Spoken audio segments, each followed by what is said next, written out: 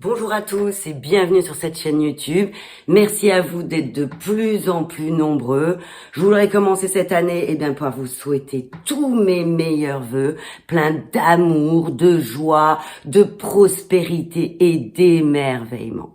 Et commençons cette année par rester curieux et intéressons-nous à une méthode qui est bien souvent comparée à la médecine traditionnelle chinoise et qui pourtant n'en fait pas partie, la réflexologie.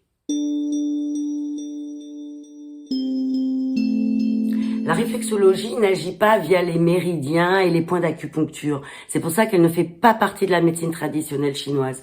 Pourtant, elle mérite bien sa place sur le podium.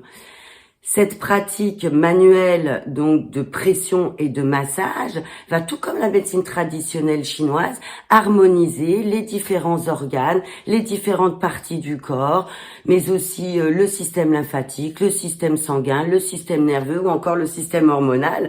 Il va aussi libérer le système d'autorégulation et d'auto-guérison du corps. Donc comment cela fonctionne ? La réflexologie va montrer ses premières traces en Égypte et en Chine. Et on en trouve aussi une forme en Afrique, en Australie et en Amérique. Mais c'est réellement en 1913 qu'un généraliste chercheur, le docteur William Fitzgerald, qui va s'intéresser à cette technique. Il va faire ses expériences et créer la zone thérapie. Il va établir une carte du corps qui va diviser le corps en 10 zones. Donc sur une ligne médiane, 5 zones de chaque côté du corps, toutes reliées à un orteil et à un doigt.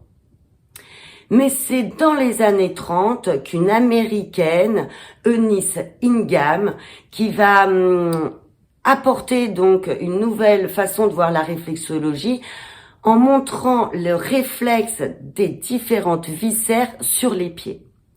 Et je dis bien le réflexe des différentes viscères, car c'est là toute la différence avec la médecine traditionnelle chinoise. Ce n'est plus via les méridiens ou les points d'acupuncture, mais plutôt des points réflexes. C'est-à-dire, par exemple, sur le pied, une pathologie va se refléter sur la zone réflexe du pied par un toucher douloureux sur cette zone dû à un dépôt de cristaux qui va congestionner les tissus.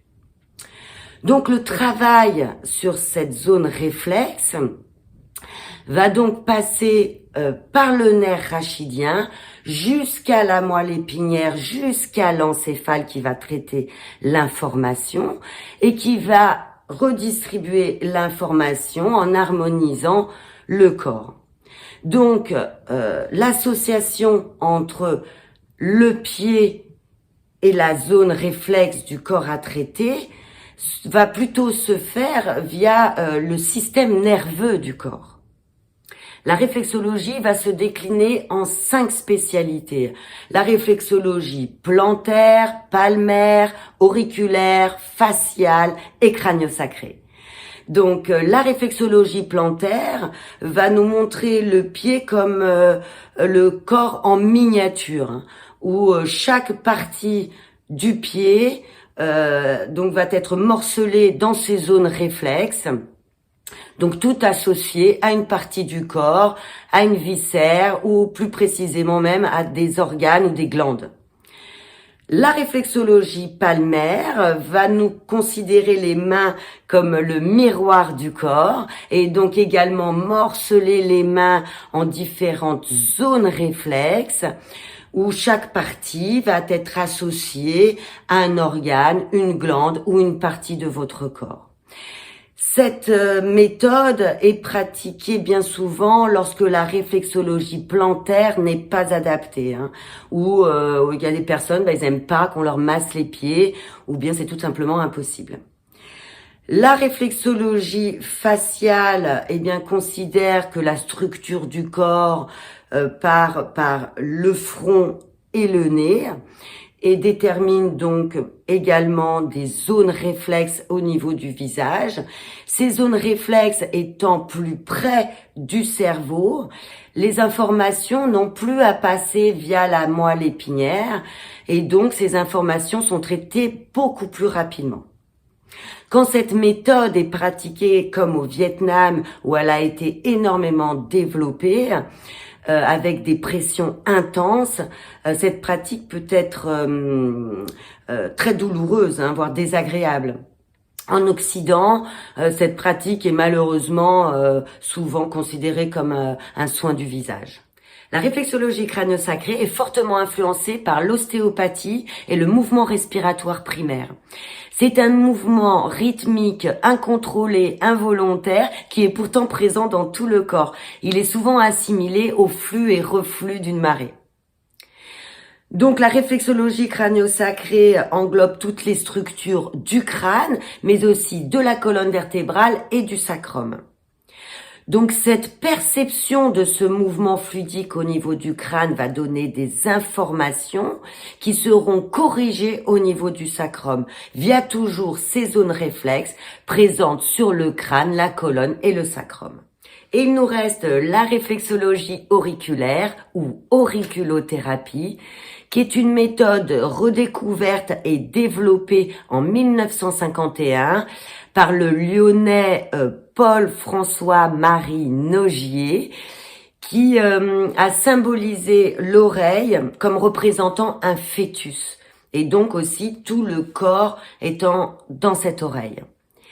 Mais c'est en 1990 qu'un groupe de chercheurs réunis par l'OMS va standardiser 43 points d'auriculothérapie et ces points seront enseignés donc dans de nombreuses facultés. L'auriculothérapie est donc une méthode qui va permettre de détecter ce que l'on appelle le point d'alarme au niveau de l'oreille, qui va donc dénoncer la douleur. Et ces douleurs va pouvoir être traitées par ces zones réflexes au niveau de l'oreille, par pression ou par massage. On peut aussi y mettre des aimants, des aiguilles ou même à présent même par laser. C'est une méthode qui va aussi pouvoir réguler et harmoniser le corps en général par des tests de palpation et voir comment les zones réagissent et pouvoir donc les traiter avec les méthodes citées. Voilà un petit peu le tour de cette réflexologie qui est une magnifique pratique qui va pouvoir aussi soulager de nombreux maux et pouvoir aussi garantir un système d'auto-guérison et de renforcement du corps et de l'esprit, car les deux sont liés. Et c'est une méthode aussi qui permet de mettre en avant ô combien la moindre partie de notre corps peut être aussi bien émetteur que récepteur. Moi, je vous dis à très bientôt. Prenez bien soin de vous. Ciao, ciao!